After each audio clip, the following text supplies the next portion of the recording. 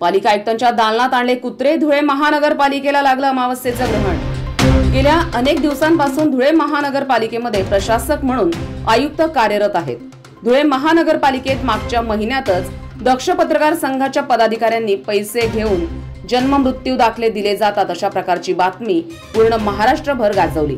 त्यानंतर आता धुळे शहरामध्ये अनेक प्रकारचे प्रश्न प्रलंबित असून कमीत कमी 800 कोटी रुपयांचा भ्रष्टाचार झाल्याचं निदर्शनास येतंय। बोगस भरती प्रकरणी महानगरपालिका देखील सुटलेली नाहीये। स्वच्छता निरीक्षणावर गुन्हे दाखल झाले असतानाही त्यांची भरती केली गेलेली आहे।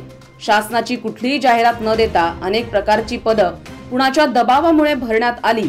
आता धुळे महानगरपालिकेमध्ये प्रभादेवी परदेशींनी धुळे शहराचे श्वान फिरतायत त्यांना आयुक्तांच्या दालनामध्ये घेऊन गेले।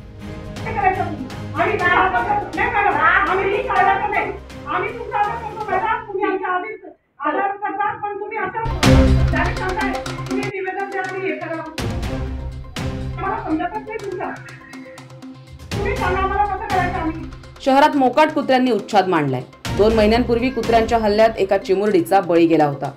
या घटनेनंतर अनेक राजकीय पक्षांसह सामाजिक कार्यकर्त्या प्रभादेवी परदेशींनी महापालिकेला टाळे ठोकण्याचा इशारा दिला होता। यावर लवकरच श्वान निर्बीजीकरण सुरू होईल अशी लेखी हमी महानगरपालिकेने दिली होती। त्यानंतरही कारवाई न झाल्यानं परदेशी यांनी आयुक्तांच्या दालनात कुत्रे घेऊन जात अनोखं आंदोलन केलंय। मृत बालिकेच्या परिवाराला मनपानं 25 लाखांची भरपाई देण्याची मागणी यावेळी आयुक्त अमिता दगडे पाटील यांच्याकडे करण्यात आली आहे। यावेळी बालिकेचे कुटुंबीयही उपस्थित होते।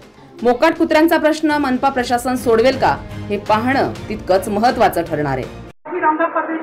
आज आम्ही आयुक्त मॅडमकडे आलो होतो कुत्र्यांसंदर्भात। हे तेजस वसावे, तेजस रात्रीचं कुटुंब आहे। 1 वर्षाची जी बालिका नुकतीच गोसेनगर गोसेनगर मध्ये वाढली, तिची भरपाई करण्यासाठी आम्ही मागणी केलेली 25 लाखाची।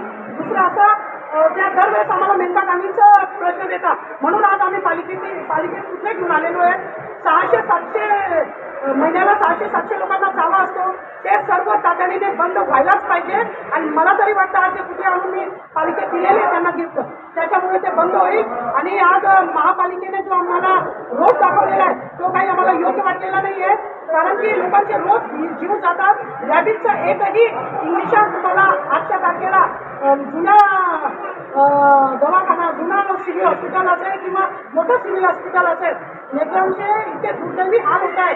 तर महापालिकेने आता डोळे नाही उघडले, याच्यापेक्षा भयंकर आंदोलन करेल, पुन्हा महापालिकेला घेराव टाकेल आणि संपूर्ण जेवढे लोक शहरात आहेत ज्यांच्या कुटुंबियांना चावा झालेला आहे त्यांचा सगळ्यांचा चालूच आहे, त्यांना घेऊन आम्ही इथे येणार।